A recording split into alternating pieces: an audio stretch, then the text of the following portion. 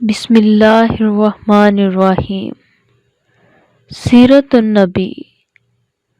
حلیمہ رضی اللہ تعالیٰ عنہا کا دیس اور برکتوں کا آغاز۔ علامات نبوت کا ظہور اور یہود کا حسد۔ رب کریم کی بخشش و عطا کی کوئی حد نہیں، وہ بندے کو اپنی شان کریمی کے مطابق نوازتا ہے۔ ذرے کو مہر و ماں اور قطرے کو گوہر نایاب بنا دیتا ہے۔ کوئی آگ لینے آئے تو شان کلیمی بخش دیتا ہے۔ کسی کو دست شفا اور کسی کو ید بیضا سے سرفراز فرماتا ہے۔ غرض وہ نوازتا اور عزت بخشتا ہے۔ جب محبوب کی باری آئی تو اعزاز و اکرام کے جو انداز یہاں اختیار فرمائے ان کی شان ہی کچھ اور تھی۔ ان کا اظہار ایام رضاعت ہی سے ہونے لگا تھا۔ حضرت حلیمہ رضی اللہ تعالیٰ عنہا فرماتی ہیں، سورج کی طرح ایک نور ہر روز آپ پر نازل ہوتا تھا، پھر کچھ دیر کے بعد چھٹ جاتا تھا۔ حلیمہ نے پھر بادل کو دیکھا، وہ آپ پر سایہ کرتا تھا، جب آپ کھڑے ہوتے تو وہ ٹھہر جاتا اور جب آپ چلتے تو وہ بھی چلنے لگ جاتا۔ یہی چاند کی کیفیت تھی، وہ انگلیوں کے اشارے پہ چلنے کے لیے بے قرار رہتا تھا۔ جانور بھی شخصیت اقدس کو پہچانتے تھے، یوں باادب حاضر ہوتے گویا باشعور ہوں۔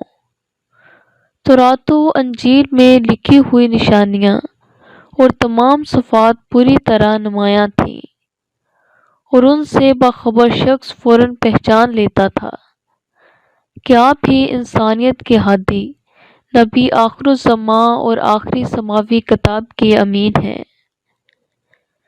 حلیمہ چونکہ آپ کو ایک بے مثل شخصیت کے طور پر پہچان چکی تھی، اس لیے ایک دفعہ اس کے دل میں یہ خواہش ہوئی کہ دوسروں پر بھی آپ کی عظمت آشکار کرے، تاکہ سب کو پتہ چل جائے کہ حلیمہ کے پاس جو بچہ ہے وہ سرور کونین ہے۔ اس وقت وہ سوگ اکاذ میں آئی ہوئی تھی۔ یہ عربوں کا بین القبائلی میلہ تھا جس میں لوگ دور دور سے شرکت کے لیے آتے تھے۔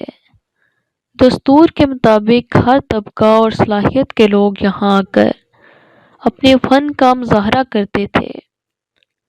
ایسے موقع پر کہانوں کی بھی بھرمار ہوتی تھی۔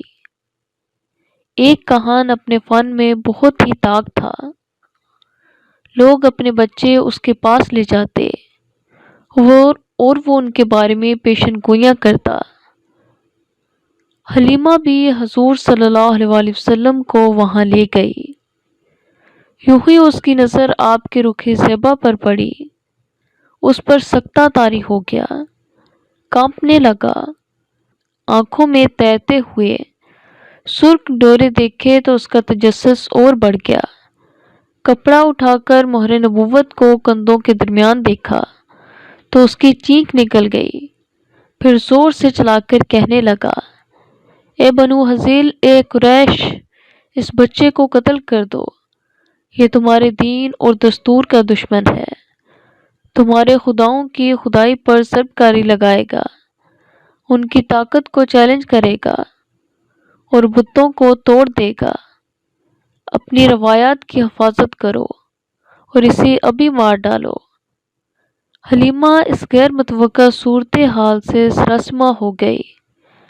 کہن کا گوزہ آرائی اور بدحواسی دیکھ کر اس نے عافیت اسی میں دیکھی کہ وہاں سے فوراً چلی جائے۔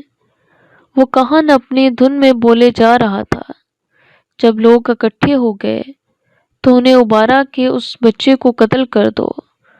انہوں نے پوچھا، کون سا بچہ؟ وہاں کوئی بھی نہیں تھا، حلیمہ وہاں سے دور جا چکی تھی۔ اسی طرح ایک دفعہ حلیمہ کا یہود سے آمنا سامنا ہو گیا۔ وہ آپ کو دیکھ کر سہم گئے، بولے، یہ وہی ہے، اسے قتل کر دو تاکہ تمہارا کوئی مد مقابل نہ رہے۔ پھر حلیمہ سے پوچھنے لگے کیا یہ یتیم ہے؟ حلیمہ خطرہ بانپ چکی تھی۔ اس نے بڑی ہوش مندی اور حاضر دماغی سے کام لیا اور بولی یتیم نہیں ہے، میں اس کی ماں ہوں، اور حارث کی طرف اشارہ کر کے جواب دیا یہ اس کا باپ ہے۔ وہ بولے اگر یتیم ہوتا تو ہم نے اسے مار ڈالنا تھا۔ نبی آخر الزماں کی تمام نشانیاں اس میں موجود ہیں۔